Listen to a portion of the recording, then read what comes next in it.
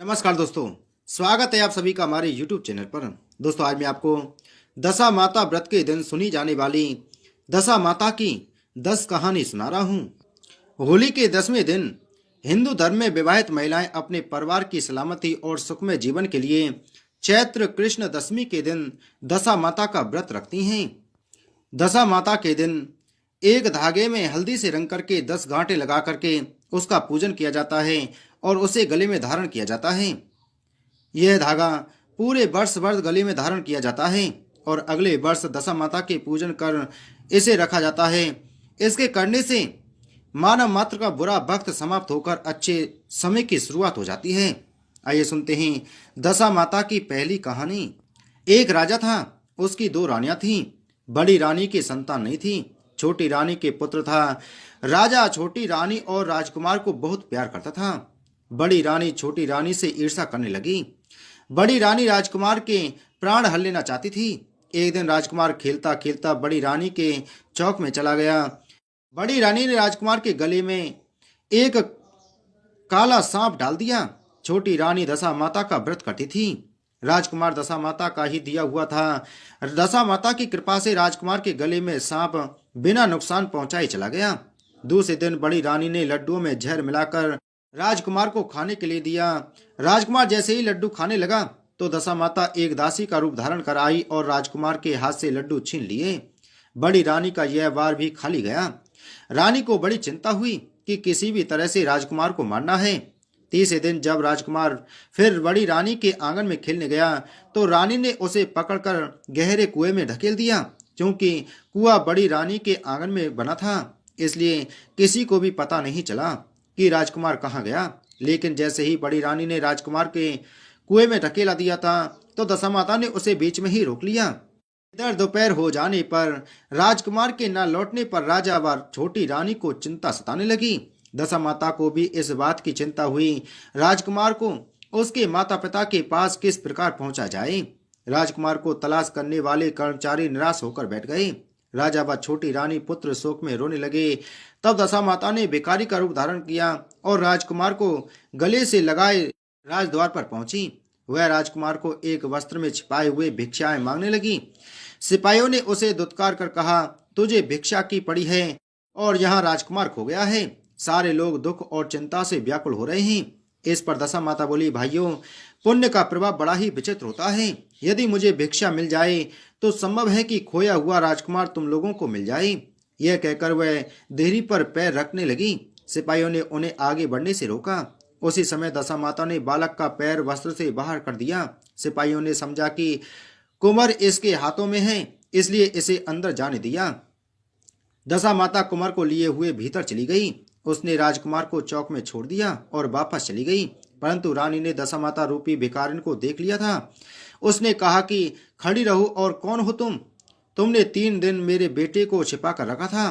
तुमने ऐसा क्यों किया? तुम्हें मेरे प्रश्न का उत्तर देना होगा। दशा माता उसी समय ठहर गई। उन्होंने बताया कि मैं तुम्हारे पुत्र की चोरी करने वाली नहीं हूँ। मैं तो तुम्हारी आराध्य देवी दशा माता हूँ। मैं तुम्हें सचेत करने आई हूँ कि बड़ी रानी तुमसे ईर्ष्या रखती है। वह तुम्हारे पुत्र के प्राण हल लेना चाहती है। एक बार उसने तुम्हारे पुत्र के गले में काला सांप डाला था, जिसे मैंने भगाया। दूसरी बार इसने इसे विष के लड्डू खाने को दिए थे, जिन्हें मैंने उसके हाथों से छीन लिए थे। इस बार उसने तुम्हारे राजकुमार को अपने आंगन में कुएं में ढकेल दिया था और मैंने इसे बीच में ही रोक लिया था और रक्षा की। इस समय में भिखारन के वेश में तुम्हें सचेत करने आई हूँ। यह सुनकर छोटी रानी दशा माता के पैरों में गिरकर क्षमा मांगने लगी।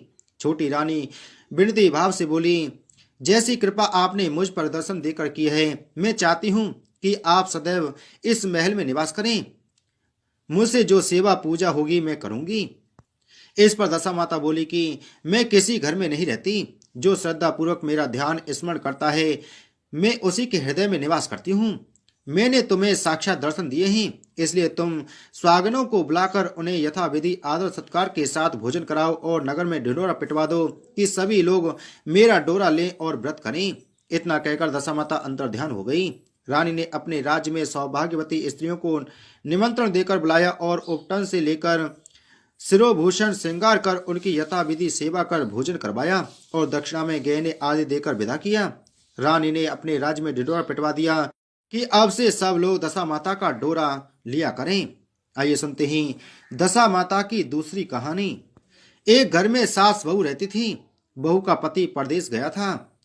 एक दिन सास ने बहू से गांव में से आग लाकर भोजन पकाने को कहा। बहू गांव में आग लाने गई पर किसी ने भी उसे आग नहीं दी और सभी ने कहा कि जब तक दशा माता की पूजा नहीं हो जाती तब तक आग नहीं मिलेगी। बेचारी बहू खाली हाथ घर लौट आई।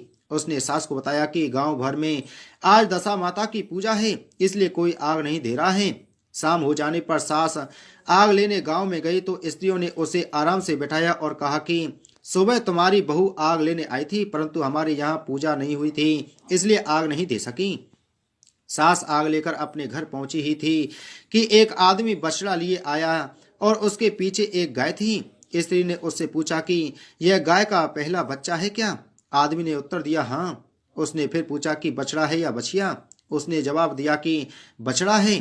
सास ने घर जाकर बहू से कहा आओ हम दोनों भी दशा माता का डोरा लें और व्रत करें।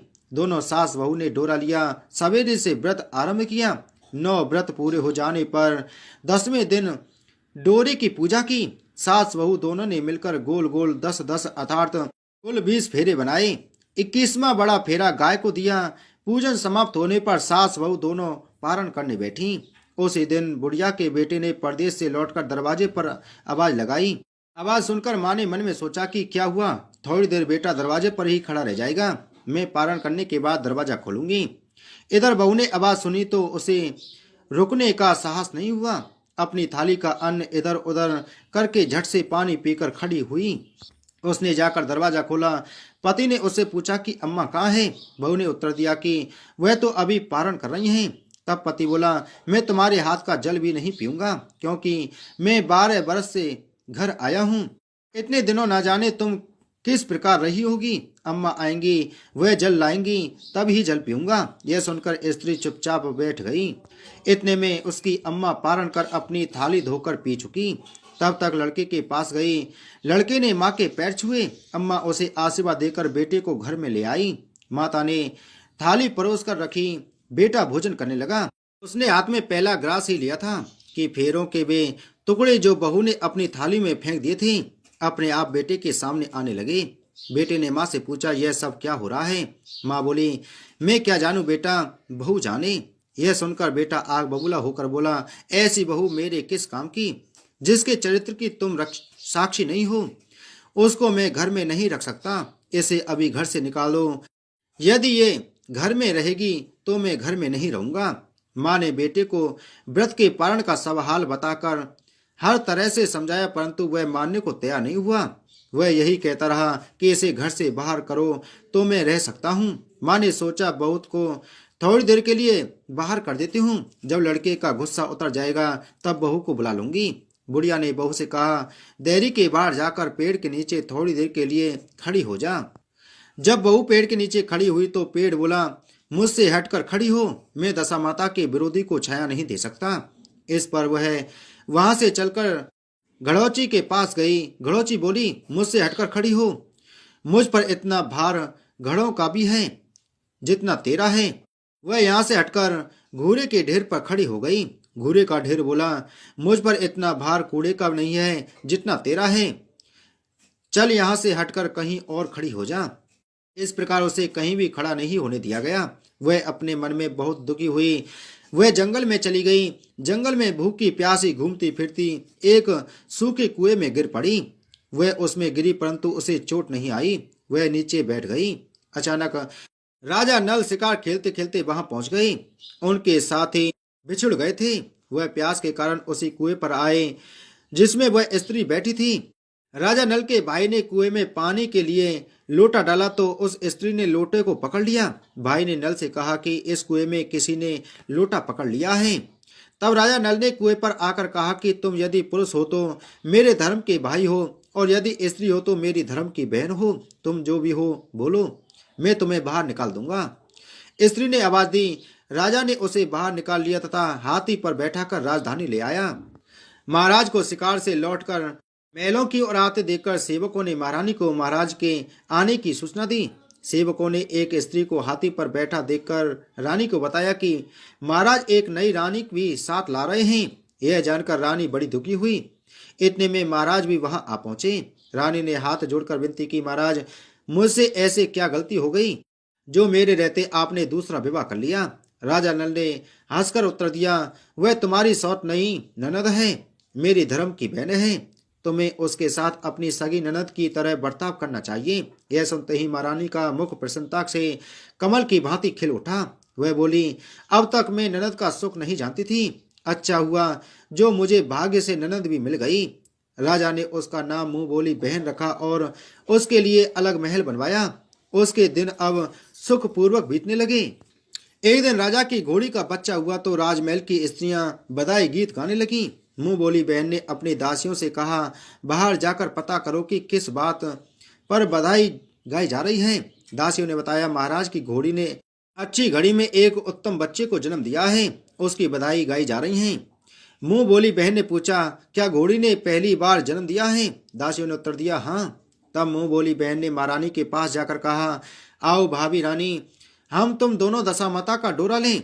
रानी ने पूछा, डोरा क्या चीज है, मुझे समझाओ। वह बोली, दशा माता के व्रत का यह नियम है कि पहले जब गाय का या घोड़ी का या स्त्री के प्रसव की खबर सुने तब डोरा लेकर व्रत आरंभ करते हैं। 9 व्रत करने के बाद 10वें दिन डोरे का पूजन करके विसर्जित करते हैं। इसी के साथ उसने पारण का नियम भी बताया।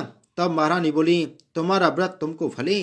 मैं पूरी और दूध की खीर खाने वाली रानी महारानी भला बन भरा गोले की पपड़ी खाकर कैसे रह सकती हूँ? ऐसा खाना खाए मेरा दुश्मन।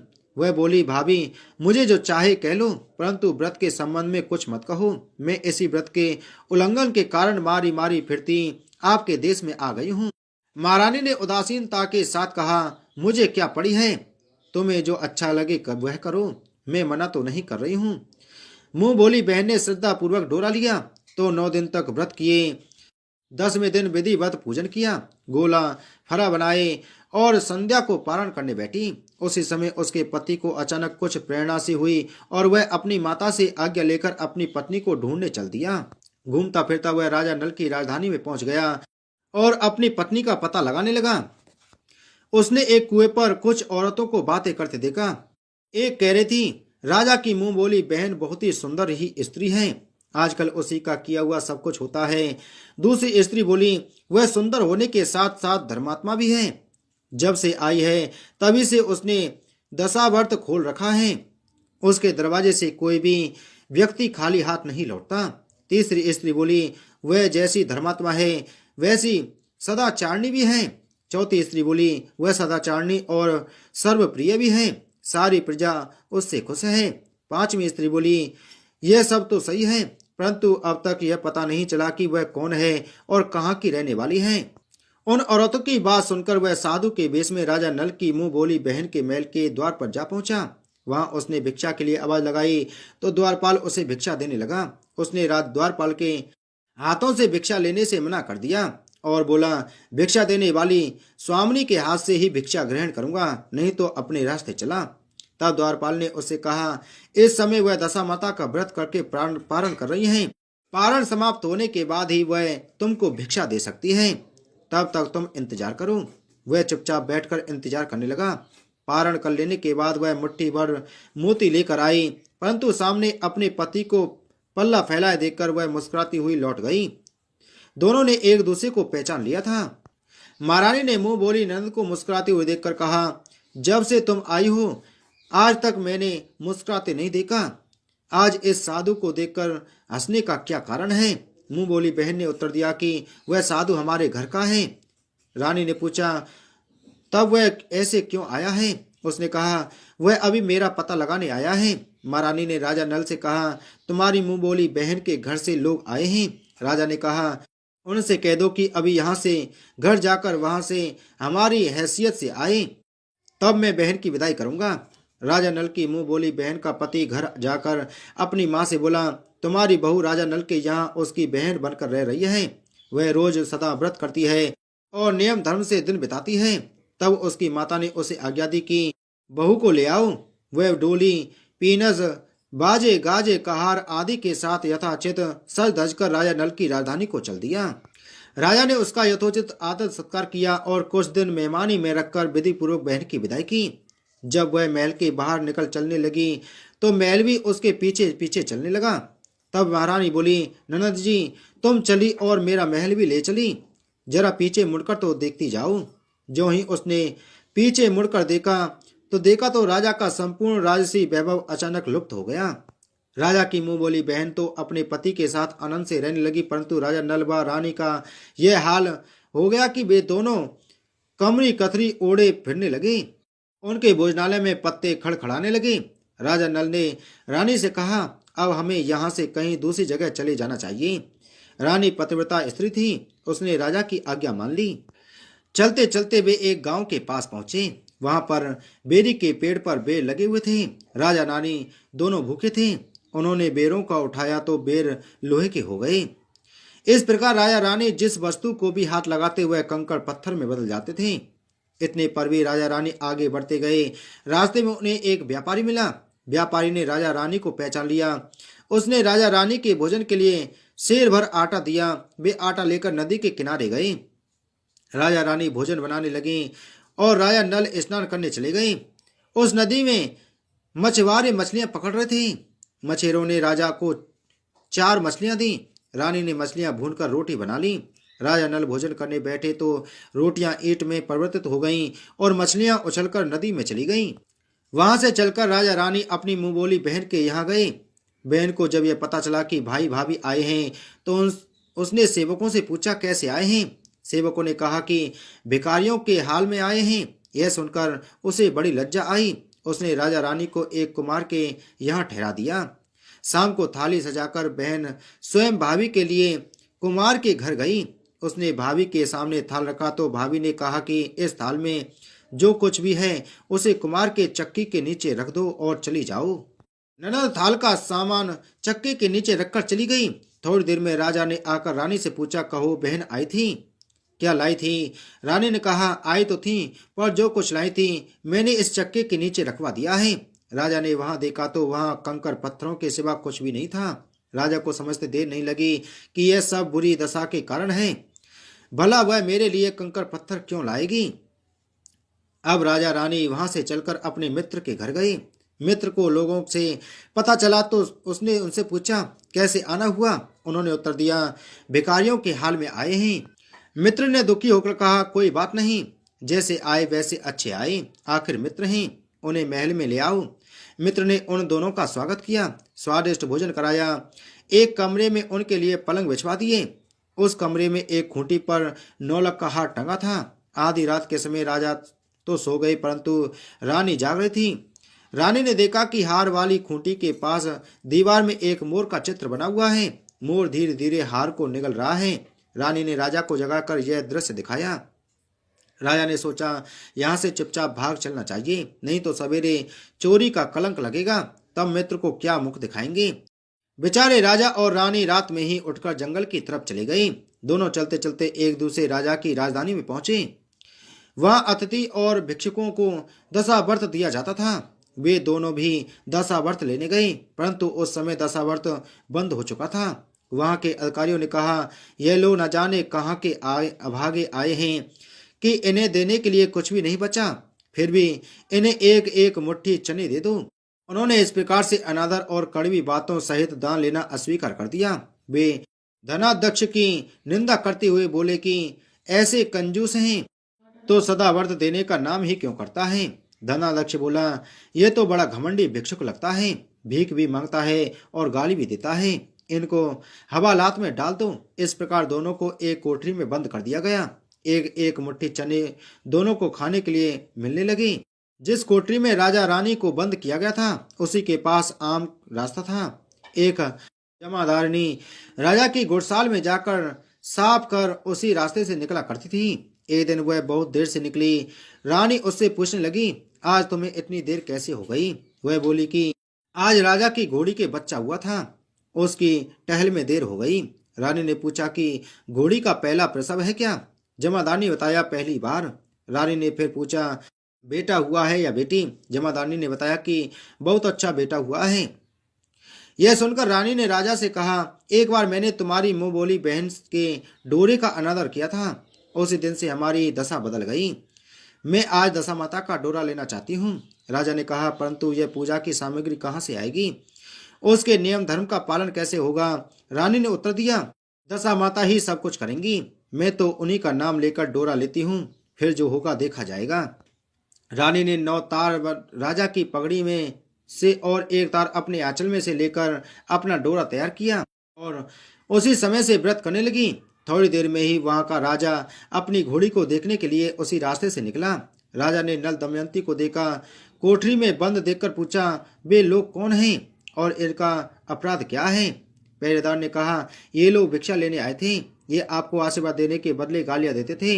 इसी कारण धनाध्यक्ष ने इन लोगों को कैद में डाल दिया है। राजा ने कहा, यह तो इनका कोई अपराध नहीं है। इनको मनवांचित भिक्षा नहीं मिली होगी, इसलिए ये गालियां देने लगे होंगे। इनको संतुष्ट करना चाहिए था, ना कि कैद में डाल देना चाहिए था। इनको अभी रिहा करो। राजा की आज्ञा से उसी समय दोनों को कोठरी से बाहर निकाला गया।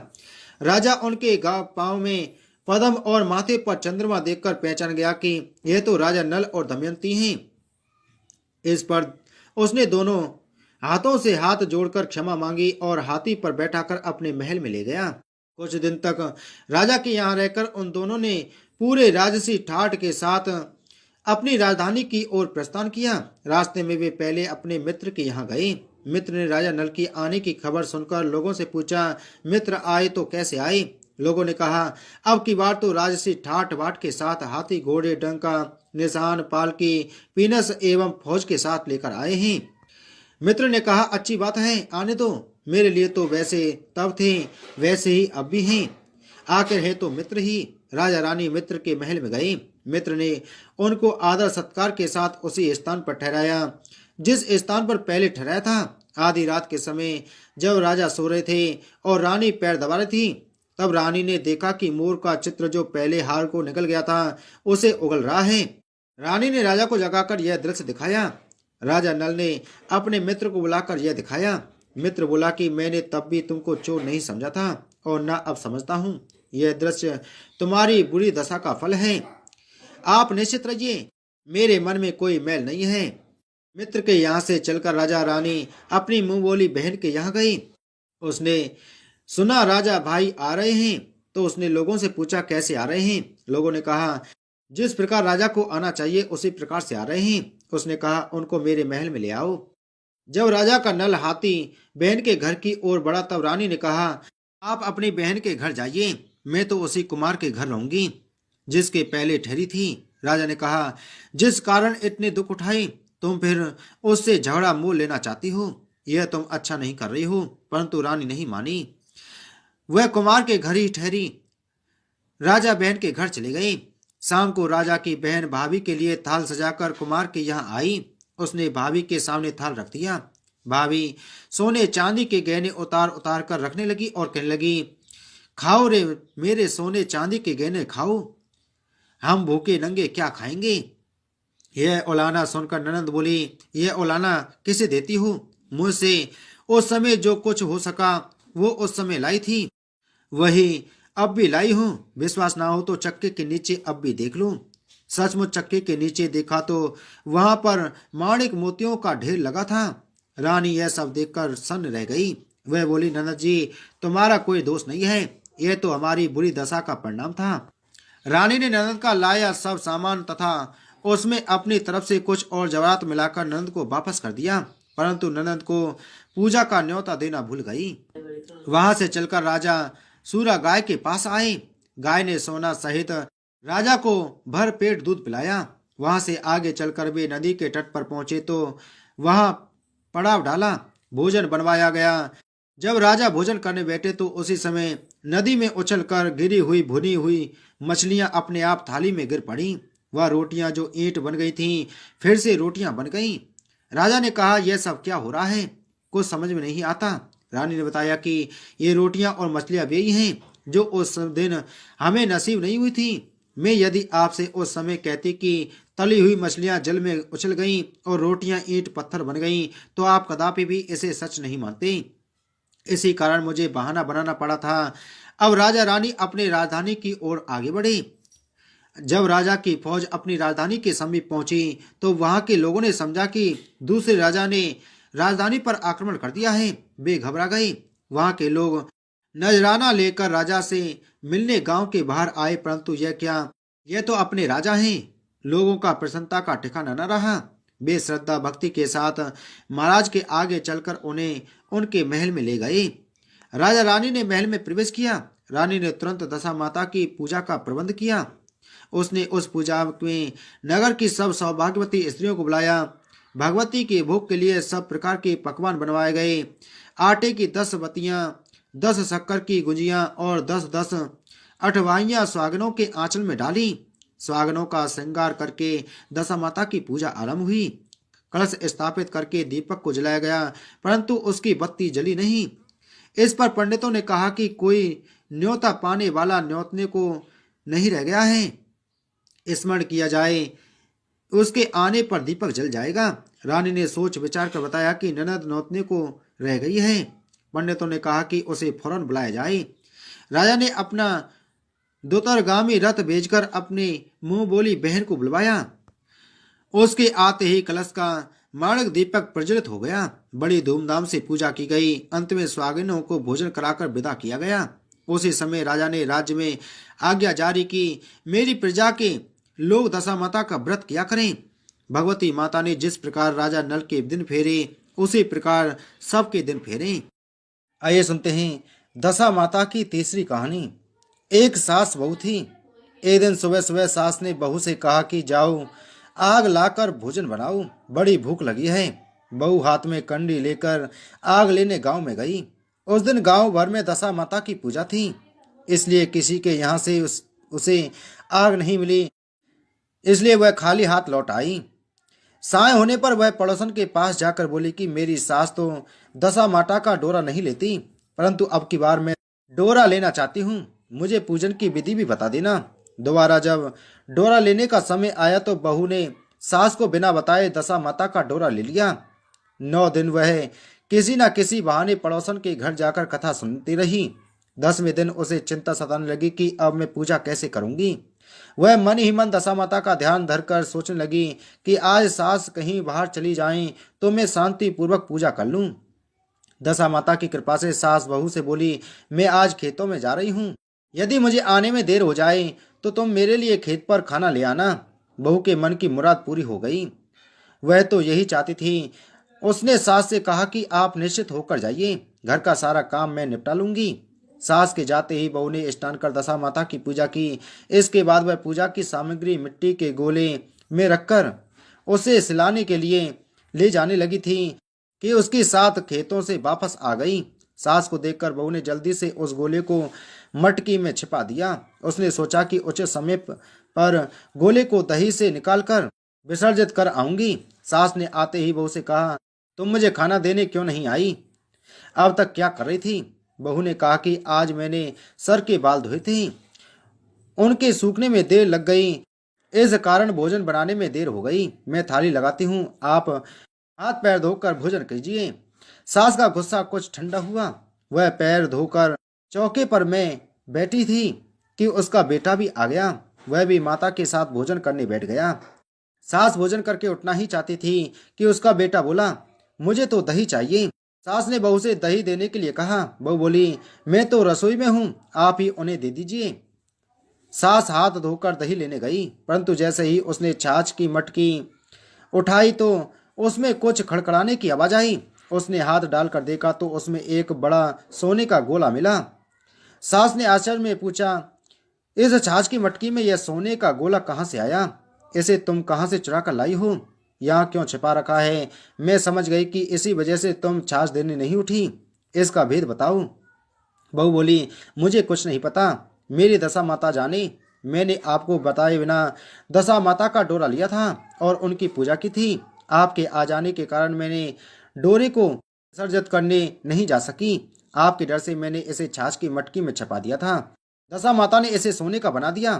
मैं इसमें क्या कर सकती हूँ। सास ने बहू को गले लगा लिया और कहा, अब मैं भी तुम्हारे साथ डोरा लूंगी और विधिवत व्रत और पूजा किया करूंगी। हे दशामाता, जैसे तुमने इनको दिया वैसे ही सब भक्तों पर कृपा करना। आइए सुनते ही दशा माता की चौथी कहानी। एक साहूकार था। उसके परिवार में 5 पुत्र, उनकी बहुएं तथा एक पुत्री थी। पुत्री का विवाह हो चुका था, परंतु उसका गौना नहीं हुआ था। इस कारण वह भी अपने माता पिता के घर में रह रही थी। एक दिन साहूकार की पत्नी दशा माता का डोरा ले रही थी। उसकी बहुओं ने भी डोरे लिए।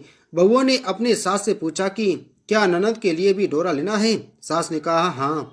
इस पर बहुओं ने कहा कि उनकी तो विदाई होने वाली है, यदि व्रत से पहले ही विदा हो गई तब क्या होगा। सास ने उत्तर दिया, मैं व्रत का सारा सामान साथ में रख दूंगी, वह अपने ससुराल में पूजा कर लेगी। ऐसा ही हुआ। उसके ससुराल में से लेने उसका पति आ गया। माँ ने बेटी को विधि पूर्वक विदा किया और उसकी पालकी में पूजा का सब सामान रखवा दिया। लड़की जब अपने ससुराल पहुंची तो उसे घर के आंगन में गलीचा बिछाकर बैठाया गया। आस पड़ोस की महिलाएं नई बहू को देखने आने लगीं। सब उसकी सुंदरता और गहने कपड़ों की तारीफ करने लगी। किसी की निगाहें उसके गले में बंधे डोरे पर पड़ गई। वह बोली, बहू की माँ बड़ी टोटके वाली है। सबकी निगाहें उसकी बात सुनकर उसके गले में पड़े डोरे पर पड़ी। सभी स्त्रियां डोरे के बारे में अपनी अपनी राय प्रकट करने लगीं। शाम को सास, ननद, देवरानी, जेठानी, घर की सभी स्त्रियां भी उसी डोरे की चर्चा करने लगीं। सब डोरे की निंदा कर रही थीं। सुबह से शाम तक डोरे के बारे में सुनते सुनते बहू का दिमाग खराब हो गया। उसने डोरे को गले से उतारकर जलती हुई आग में डाल दिया। डोरे के जलते ही सारे घर में आग लग गई। घर में रखा सब धान जल गया। सब आदमी अपने प्राण बचाकर घर से बाहर भाग गए। अब घर में केवल नई बहू और उसका पति रह गया। बाकी सब भाग गए थे। घर का सारा सामान जल गया था। घर में अब न खाने को अन्न था और न ही पहनने के लिए वस्त्र बचे थे। इसलिए दोनों पति पत्नी गांव छोड़कर रोजगार खोजने चल दिए। चलते चलते वे उसी गांव में पहुंच गए जहां की वह लड़की थी। लड़की ने अपने पति से कहा, तुम यहाँ बाहर झोंको और मैं भी कोई काम ढूंढती हूँ। पत्नी का कहना मानकर वह बाहर झोंकने लगा और वह स्वयं एक कुएं पर जाकर बैठ गई। उस कुएं पर सारे गांव की स्त्रियां पानी भरने आया करती थीं। उस लड़की की भाभियां उस कुएं पर पानी भरने आई, परंतु उन्होंने अपनी ननद को नहीं पहचाना। वे उससे बोली, तू तो किसी भले घर की लड़की मालूम होती है, कुछ काम करना चाहती हो तो बोलो। लड़की बोली, काम तो करूंगी परंतु कोई नीच काम नहीं करूंगी। बड़ी भाभी बोली, हमारी ननद ससुराल चली गई है, तुम हमारे बच्चों की देखभाल करती रहना और हमारे घर को सीधा लेकर अपना भोजन बना लिया करना। लड़की इस काम के लिए राजी हो गई। लड़की की भाभियां अपने घर आई और सास से बोली, कुएं पर एक अनाथ लड़की बैठी है, वह हमारे घर रहने और बच्चों की देखभाल करने को राजी है, आप कहो तो हम उसे रख लें। सास ने कहा, खुशी से रख लो, परंतु आपस में कलह मत करना। सब बहुएं राजी हो गईं। वे वापस कुएं पर आईं और उसे घर ले आईं। वह अपने भतीजे और भतीजियों की देखभाल करने लगी और अपना जीवन निर्वाह करने लगी। एक दिन दशा माता का डोरा लेने का अवसर आया। सास के कहने पर सब बहुओं ने डोरा लिया। बहुओं ने सास से पूछा कि क्या इस लड़की के लिए भी डोरा लेना है। सास ने कहा हाँ। बहू ने कहा, इसी प्रकार आपने ननद जी के लिए भी डोरा ले लिया था, परंतु पूजा से पहले ही उनकी विदाई हो गई। अब इस लड़की को डोरा दिलाना चाहती हो, यदि यह पूजा से पहले ही चली गई तो क्या होगा। सास बोली, तुम्हारी ननद ने अपने घर जाकर पूजा की होगी, यह लड़की पूजा होने तक इसी घर में रहेगी तो अपने आप पूजा में शामिल हो जाएगी, और यदि कहीं चली गई तो वह वहां पर ही पूजा कर लेगी। सर्वसम्मति से लड़की ने भी दशा माता का डोरा ले लिया। 9 दिन तक वह दशा माता की कहानी तथा व्रत पूजन में शामिल होती रही। 10वें दिन लड़की की माता व बहुओं ने सर से स्नान किया और घर में चौका लगाया तथा पूजन की तैयारी करने लगी। लड़की बहुओं से बोली, यदि कोई पुराना कपड़ा मिल जाए तो मैं भी स्नान कर लूं। बहुओं ने अपनी सास से पूछकर अपनी ननद की साड़ी उस लड़की को दे दी। लड़की पुरानी साड़ी लेकर वह स्नान करने गई। उसने सर से पांव करके साड़ी पहनी और घर आ गई। घर पर पूजा आरंभ हो गई।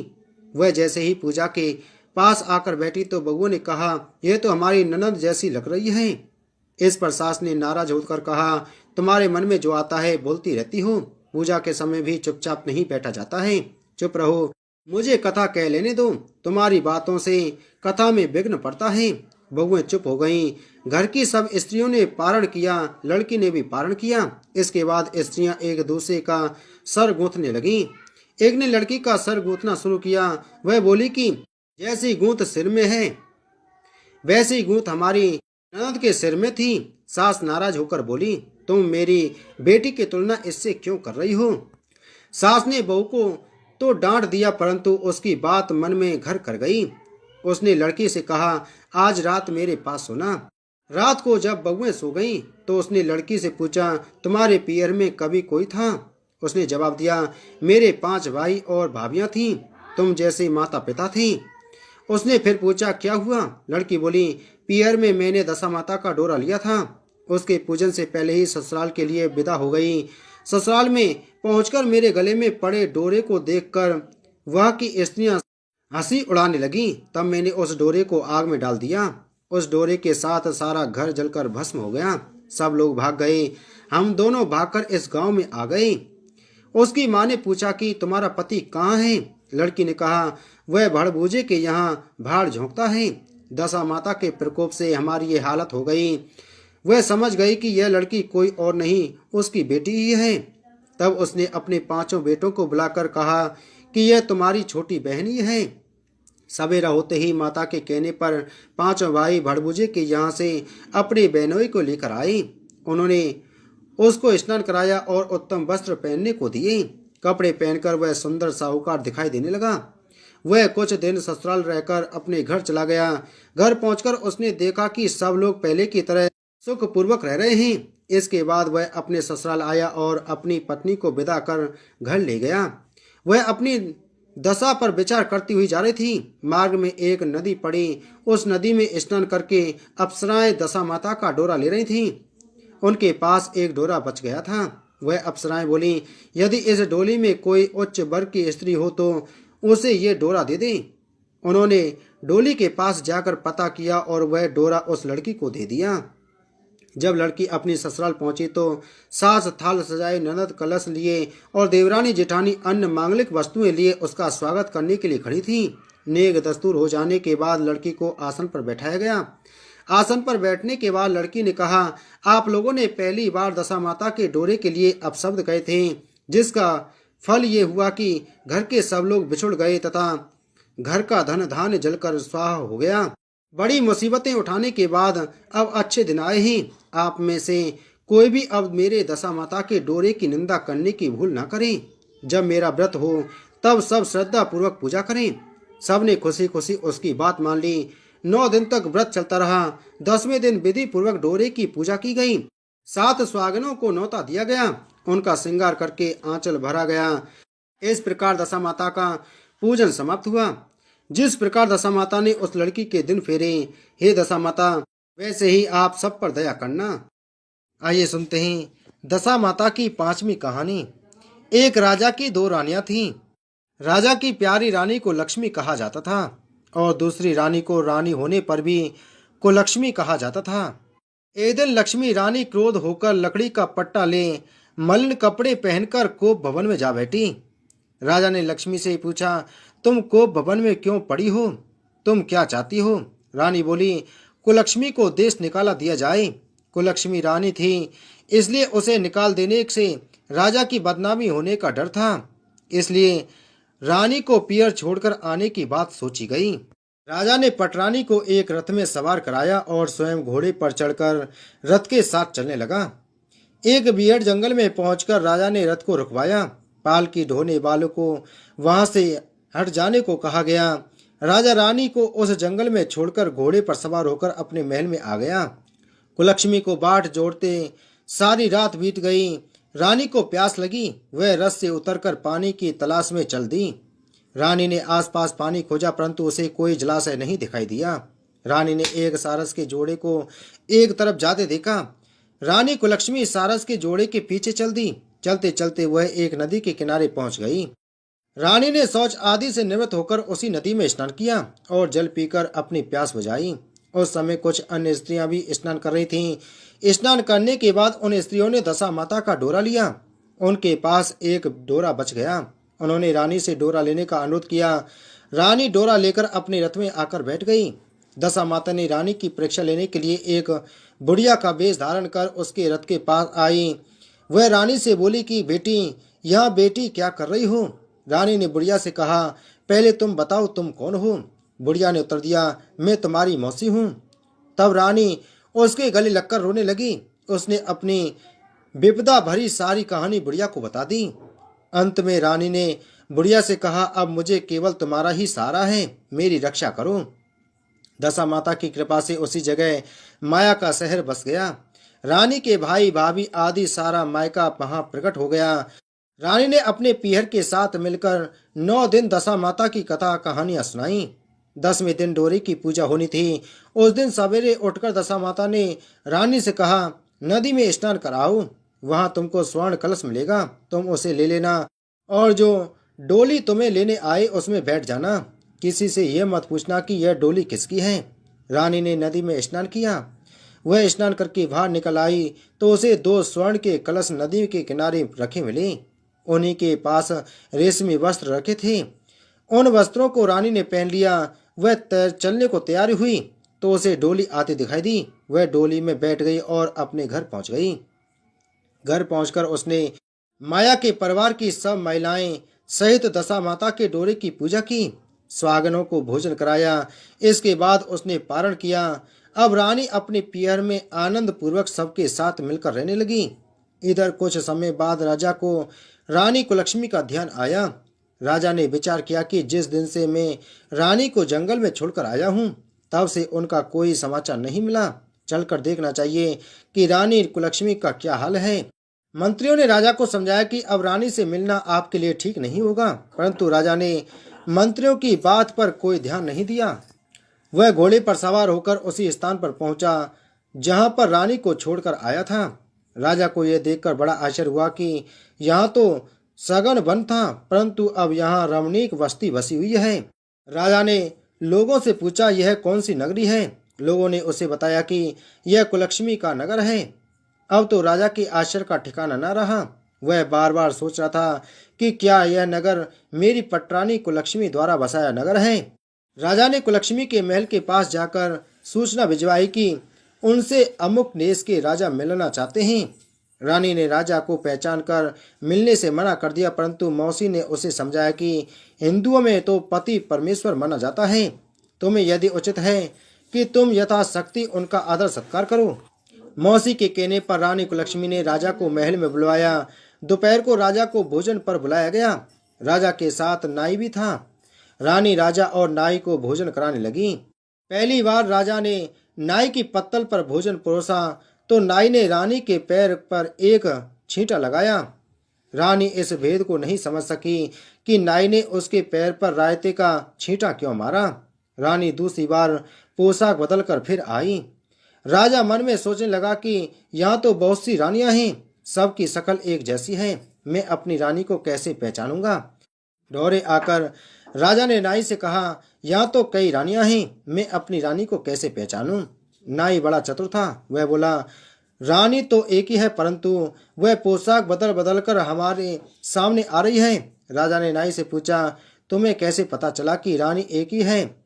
नाई बोला कि मैंने उनके पैर पर रायते का छींटा मारा था। वह 3 बार कपड़े बदलकर हमारे सामने आई, परंतु वह छींटा उनके पैर पर 3 बार लगा था। अगले दिन रानी ने राजा को अपने महल में बुलवाया। राजा को अपनी मेज पर बिठाकर खाने के लिए पान का बीड़ा दिया। पान खाकर राजा पलंग पर लेट गया और रानी उसके पैर दबाने लगी। राजा ने रानी से अपने किए के लिए क्षमा मांगी और रानी को अपनी राजधानी में चलने को कहा। रानी ने कहा, आप मुझे किस मुंह से चलने को कह रहे हो? आप तो मुझे जंगल में अकेला छोड़कर चले गए थे। आप तो दूसरी रानी के कहने में आकर मेरा परित्याग कर चुके थे। यह तो मेरी मौसी का किया हुआ है, उसी के कारण यह सब वैभव मुझे प्राप्त हुआ है, वरना आप तो मेरा सर्वनाश कर चुके थे। राजा ने रानी को बहुत समझाया, तब रानी बोली कि मैं केवल एक शर्त पर आपके साथ चल सकती हूँ। आप मेरी मौसी से वरदान मांगेंगे कि यह नगरी आपकी राजधानी के पास पहुंचा दे, जिससे जब मेरा मन चाहे आपके पास रहूं और जब जी चाहे तो मौसी के दिए महल में चली आऊं। मेरी मौसी बड़ी दयालु है, संभव है कि वह हमारी बात मान जाएगी। राजा ने दशा माता मौसी से प्रार्थना की। मौसी ने राजा की बात मानकर दोनों शहरों को पास पास स्थापित कर दिया, मानो एक दूसरे के ही भाग हों। राजा ने दशा माता की कृपा का फल जानकर शहर में ढिंढोरा पिटवाया कि उसकी प्रजा दशा माता की पूजा किया करे। भगवती दशा माता ने जिस प्रकार कुलक्ष्मी पर दया करी, वैसे ही सब पर दया करना। आइए सुनते हैं दशा माता की छठवीं कहानी। एक राजा था, उसकी रानी कोमलांगी थी। वह फूलों की सैया पर सोया करती थी। एक दिन फूलों के साथ कच्ची कली भी आ गई। कच्ची कली के कारण उसे रात को नींद नहीं आई। वह करवटें बदलती रही। राजा ने पूछा, प्रिय, आज क्या बात है जो तुम्हें नींद नहीं आ रही है? रानी ने बताया कि आज फूलों में एक कच्ची कली आ गई है। वह मेरे शरीर में चुभ रही है, इसी कारण मुझे नींद नहीं आ रही है। राजा के शयन कक्ष में एक दीपक जल रहा था, जिसे ज्योति स्वरूप कहते थे। ज्योति स्वरूप रानी की बात सुनकर हंसा। राजा ने हाथ जोड़कर उससे हंसने का कारण पूछा। ज्योति स्वरूप ने बताया कि अभी तो रानी को कच्ची कली के कारण इतनी तकलीफ हो रही है। कल सवेरा होने पर जब रानी का सिर का बोझा ढोना पड़ेगा, तब इनकी क्या गति होगी? राजा ने पूछा, क्या मेरे जीवित रहते ऐसा संभव है? तब दीपक ज्योति स्वरूप ने उत्तर दिया, हाँ संभव है, तुम्हारे जीते जी संभव है। ज्योति स्वरूप की बातें सुनकर राजा ने मन में सोचा कि देववाणी कभी असत्य नहीं होती, होनी को कौन टाल सकता है। रानी को अवश्य बोझा ढोना पड़ेगा, परंतु यह हो सकता है कि यदि मैं इसे एक संदूक में बैठाकर समुद्र में बहा दूं, तो संभव है कि यह बोझा ढोने से बच जाए, क्योंकि समुद्र में डूब जाने पर बोझा ढोने से बच जाएगी।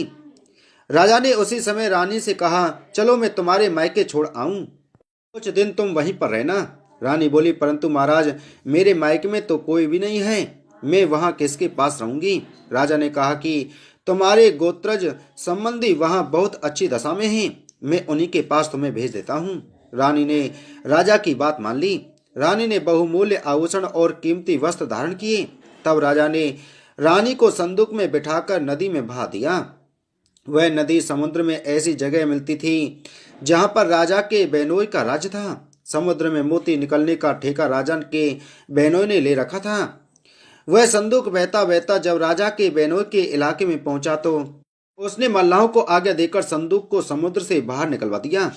संदूक को उसने अपने महल के शयन कक्ष में भिजवा दिया और आदेश दिया कि मेरे पहुंचने तक इसे कोई नहीं खोले। राजा का बेनोई, जो उस जगह का स्वयं राजा था, उसके शयन कक्ष में संदूक के पहुंचते ही रानी को पता चला कि इस संदूक को राजा ने समुद्र में पाया है, तो वह फौरन शयन कक्ष में आई। उसने पहरेदारों को हट जाने को कहा। रानी ने संदूक को खोल दिया। उसे संदूक के अंदर 16 श्रृंगार किए एक स्वर्ग सुंदरी मिली। रानी ने अपने मन में सोचा कि यदि राजा इसको इस दशा में देखेंगे तो इसके ही हो जाएंगे और मुझे छोड़ देगा।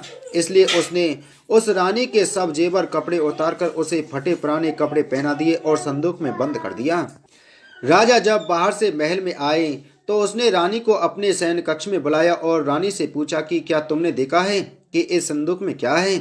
रानी ने उत्तर दिया कि मैंने कुछ नहीं देखा है, मुझे पता नहीं कि इस संदूक में क्या है।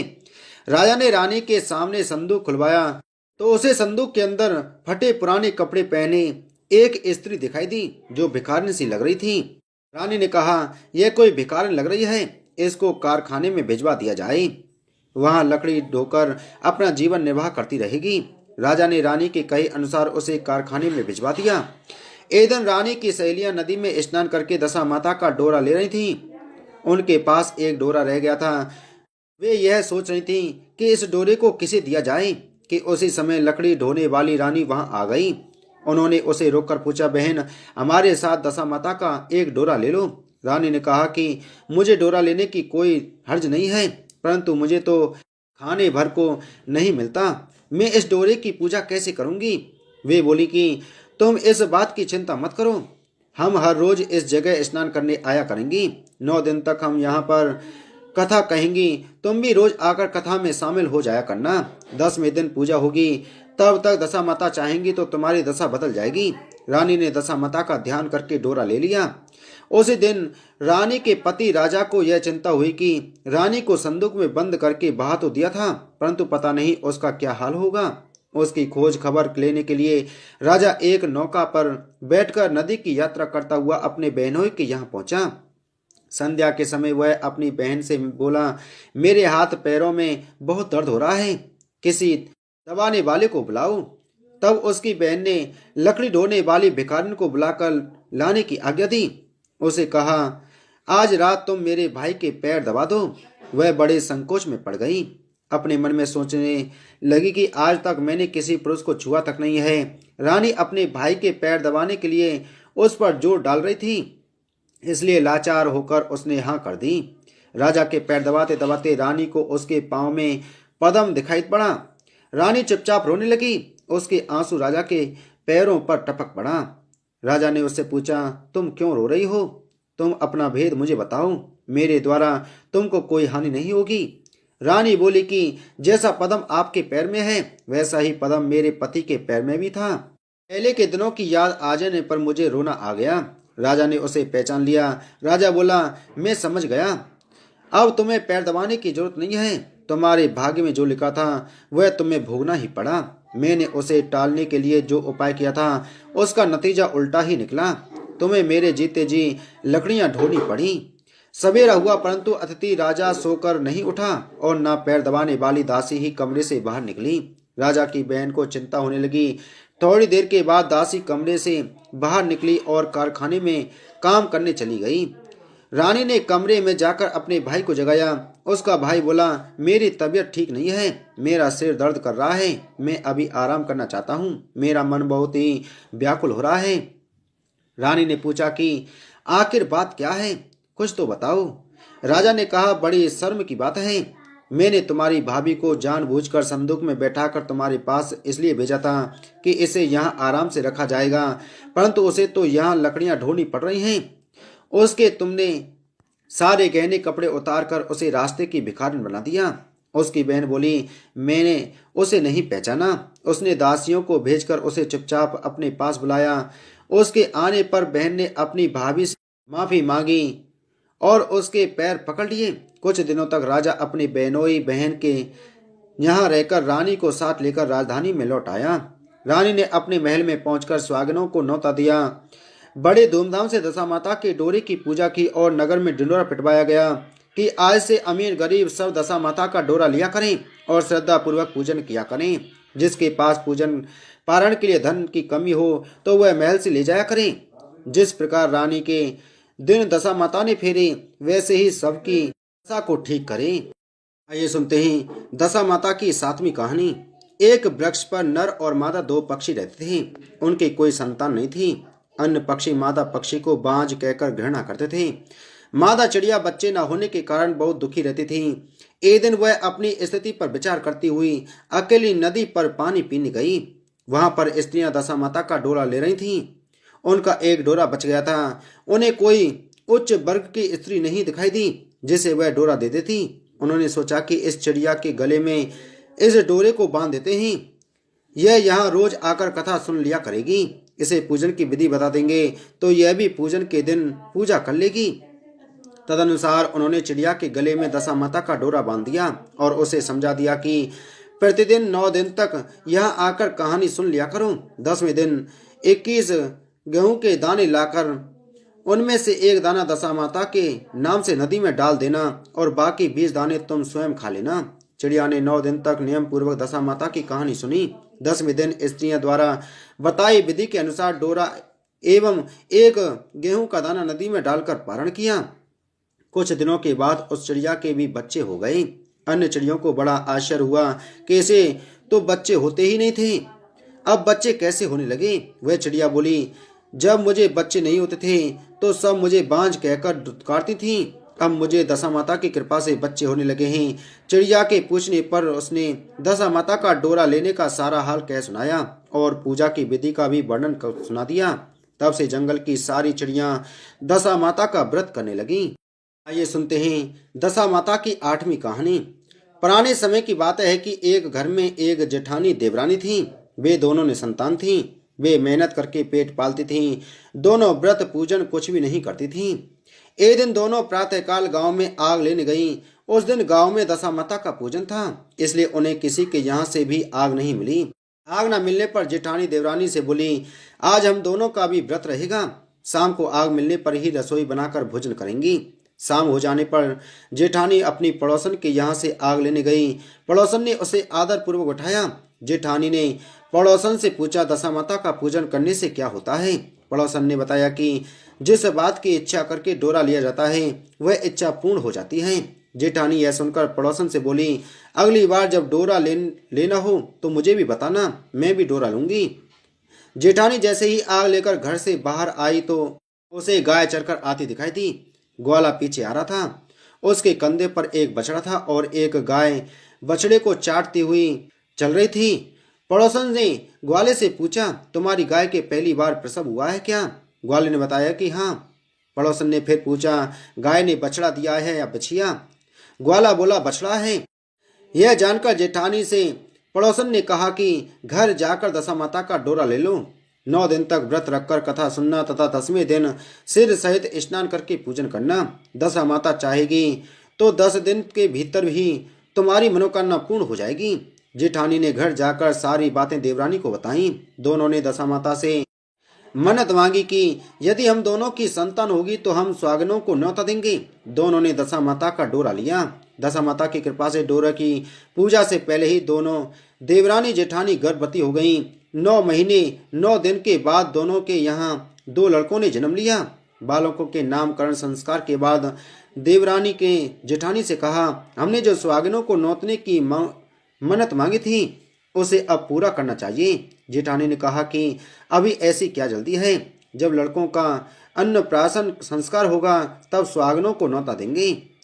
जब लड़कों का अन्नप्राशन संस्कार हुआ तब देवरानी ने जेठानी से सुहागनों को नौतने की बात कही, परंतु जेठानी ने बात को टाल दिया और कहा कि लड़कों के मुंडन संस्कार पर सुहागनों को न्योता देंगे। होते होते कुछ समय बाद लड़कों का मुंडन संस्कार भी हो गया। देवरानी ने जेठानी को सुहागनों के न्योतने की बात कही। जेठानी बोली, लड़कों की सगाई के समय ही सुहागनों को न्योता देंगे। लड़के बड़े हो गए, उनकी सगाई भी हो गई, परंतु जेठानी ने अब की बार भी सुहागिनें नहीं नौती। जेठानी बोली, जिस दिन लड़के के फेरे होंगे उसी दिन सुहागिनों को न्योता देंगे। इस पर देवरानी बोली, बहन तुम्हारी जब इच्छा हो तब सुहागिनों को न्योता देना, परंतु मैं तो लग्न के दिन ही सुहागिनों को न्योता दूंगी। देवरानी ने लग्न के दिन ही सुहागिनों को न्योता दिया, परंतु जेठानी ने कुछ भी परवाह न की। लग्न के बाद मात्र का पूजन करके दोनों दूल्हे बारात सजाकर बैंड बाजे सहित ब्याहने चल दिए। देवरानी के बेटे का विवाह बड़े धूमधाम से सकुशल पूर्ण हो गया, परंतु जेठानी ने सुहागिनों को न्योता नहीं दिया था, इसलिए दशा माता ठीक फेरों के समय उसे उठाकर ले गई। दूल्हे के सहसा गायब हो जाने के कारण वर कन्या दोनों में हाहाकार मच गया। उसकी बारात खाली हाथ घर लौट आई, परंतु लड़की की माता बड़े संकट में पड़ गई। इस अधब्याही लड़की से कौन विवाह करेगा? पड़ोस की चतुर सुहागिनों ने लड़की की माता को समझाया कि ब्याह का जो सामान बचा है उस सामान को लड़की के हवाले कर दिया जाए। लड़की भिखारिनों को सदा व्रत देने लगी। एक दिन एक साधु तीर्थ यात्रा करता हुआ वहां आया। गांव से घने जंगल में एक पीपल का पेड़ था। लोग इस पीपल के पेड़ को पारस पीपल कहते थे। उसी पेड़ पर दशा माता का निवास था। साधु चलता चलता शाम को उसी पेड़ के नीचे ठहर गया। झाड़ूदार ने आकर उसी पेड़ के पास के मैदान में झाड़ू लगाई।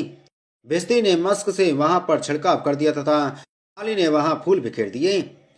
तब एक देवता अनेक प्रकार की पोशाक पहनकर आने लगे तथा स्थान पर बैठने लगे। सबके बाद में स्वर्ग के राजा इंद्र का सिंहासन उतरा। इसी के साथ स्वर्ग की अप्सराएं आकर सिंहासन के चारों ओर नाचने लगी। उसी समय अधव्याही लड़के को गोद में लेकर दशा माता पीपल के पेड़ के नीचे उतरी। इंद्र के साथ स्वर्ग से एक सूरा गाय भी आई थी। उसने 2 गिलास दूध दिया था। लड़के ने अधव्याही के भाग का एक गिलास अलग रख दिया गया। दूसरे गिलास का दूध भी पी लिया। जब तक अप्सराओं का नाच गान होता रहा, दशा माता लड़के को गोद में लेकर बैठी रही। प्रातःकाल होते ही देवताओं का दरबार भंग हुआ। साधु भी वहां से चलकर गांव में आया। साधु महाराज गांव में भिक्षा मांगते मांगते अधव्यायी लड़की के घर पर पहुंचा। लड़की ने आदर पूर्वक साधु को बैठाया और भोजन तैयार किया। लड़की ने 3 पत्तल परोस कर रखे। पहली पत्तल अधव्यायी अपने पति की रखी, दूसरी पत्तल बाबा जी के सामने रखी और एक पत्तल अपने सामने रखी। बाबा ने अपने आप कहा, वाह, जो बात मैंने रात वह देखी वही बात यहीं भी देखने को मिल रही है। लड़की ने पूछा, क्या बात है बाबा जी? साधु बाबा ने बात टालते हुए कहा, हम बैरागी लोग ऐसी अनेक बातें कहते रहते हैं, तुम्हें ऐसी बातों से क्या मतलब? तुम तो भोजन करो और भगवान का भजन करो। लड़की ने हट पकड़ ली। उसने कहा, जब तक आप अपनी कही बात का खुलासा नहीं करेंगे मैं भोजन नहीं करूंगी। इस पर भी साधु बाबा चुप रहे। तब लड़की बोली कि आप साधु हैं और मैं सती हूँ। आप या तो अपने कथन को स्पष्ट कीजिए कि आपने रात में क्या देखा, नहीं तो मैं आपको साफ दे दूंगी। तब साधु बाबा ने रात का सारा किस्सा कह सुनाया। यह सुनकर लड़की ने बाबा के साथ पीपल के पेड़ के पास जाने का निश्चय कर लिया। साधु बाबा आगे आगे चले और लड़की उनके पीछे पीछे चलती रही। साधु बाबा लड़की को पारस पीपल के पास छोड़कर चले गए। संध्या होने पर नित्य की तरह जमादार ने झाड़ू लगाई, विस्ती ने अपनी मस्क से पानी का छिड़काव किया और माली ने फूल बिछाए। देवताओं के राजा इंद्र आए। अप्सराओं का नाच गान प्रारंभ हो गया। उसी समय दशामाता पीपल के पेड़ पर से उतरकर दरबार में बैठ गई। लड़के ने सूरा गाय का दूध लिया और एक गिलास अधव्यायी लड़की के लिए रख दिया।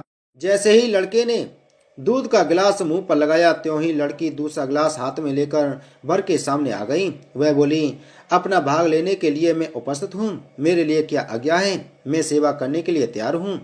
तब लड़का बोला, मैं इस तरह से तुमसे नहीं मिल सकता। मैं दशामाता की सेवा में रहता हूँ।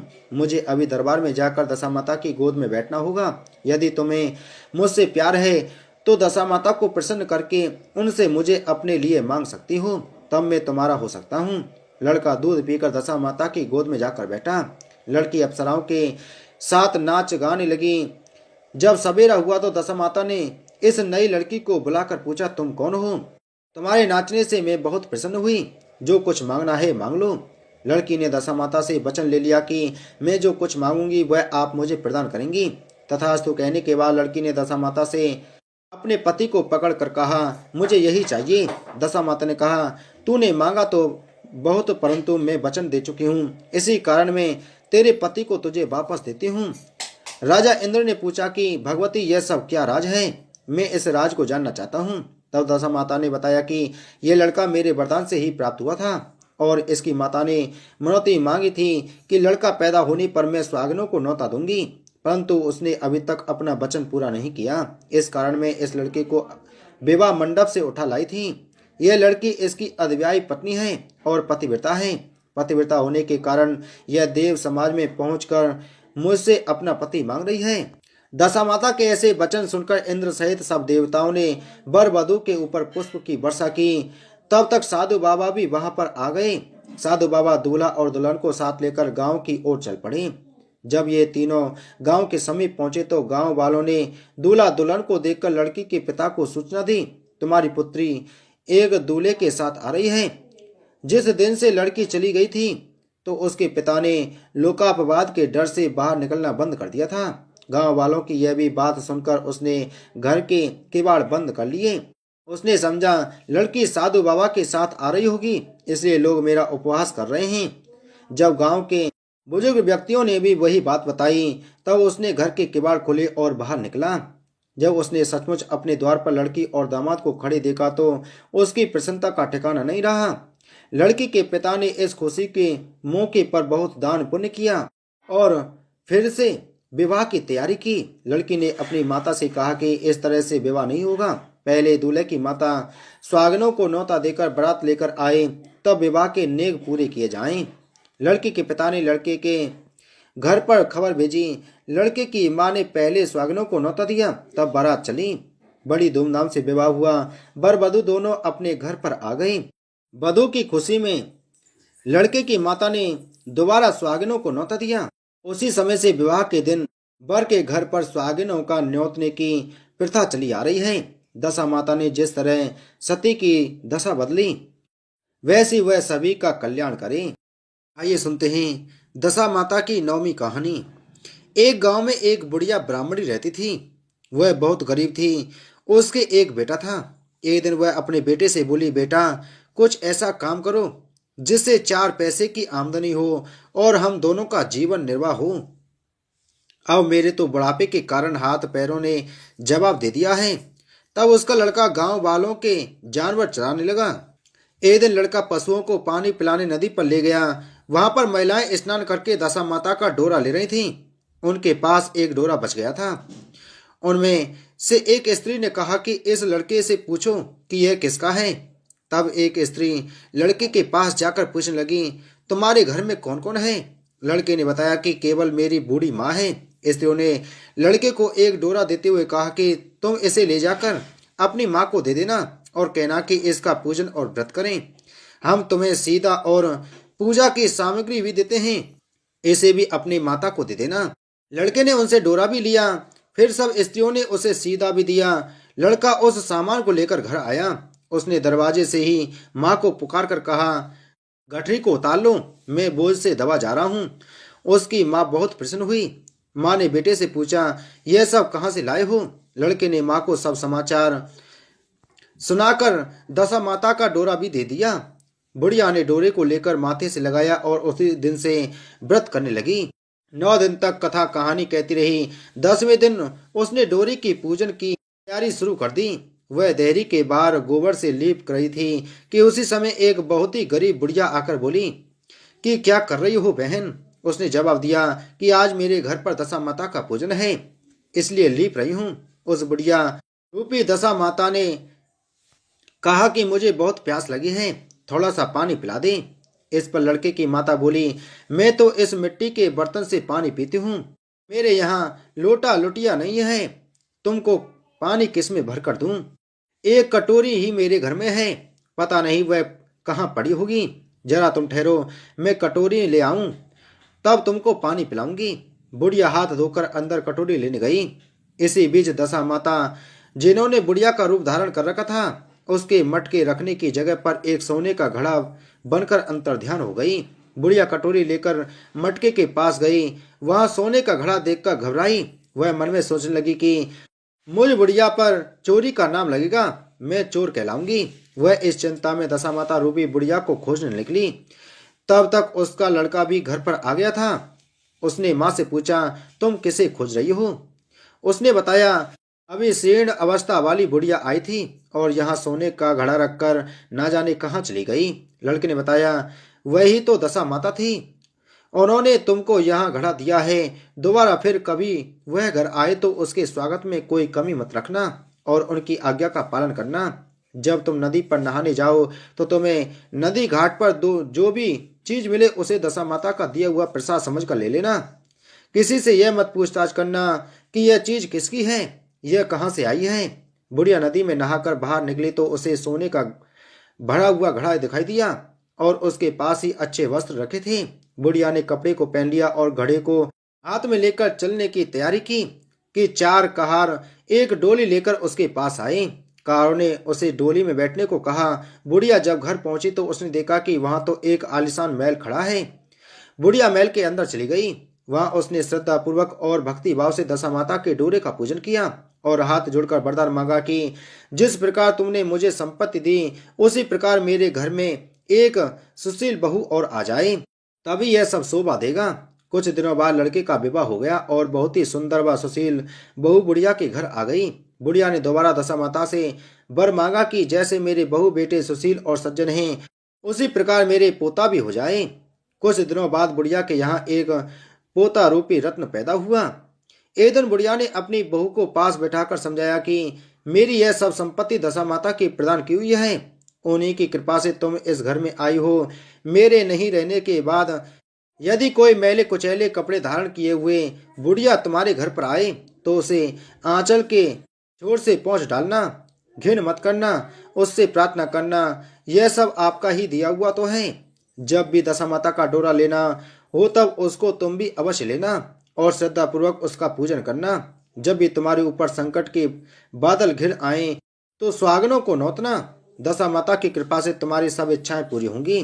कुछ दिनों के बाद बुढ़िया का स्वर्गवास हो गया। दशा माता ने सोचा कि बुढ़िया के घर चलकर देखना चाहिए कि उसकी बहू सास के वचनों का पालन करती है या नहीं।